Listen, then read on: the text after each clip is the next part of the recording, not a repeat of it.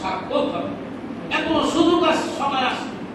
এরকম শুধু না যে মাহে রমজান শেষ হলো নামাজ বাদ দেব, রোজা নাই, এরকম তারাবি নাই করেন না। আল্লাহ নবী সাল্লাল্লাহু আলাইহি ওয়াসাল্লাম বলেছেন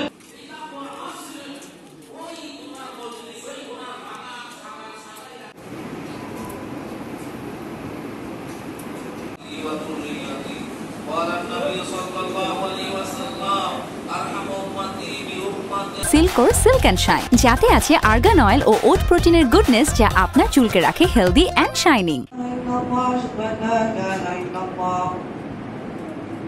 أشهد أن محمدا رسول الله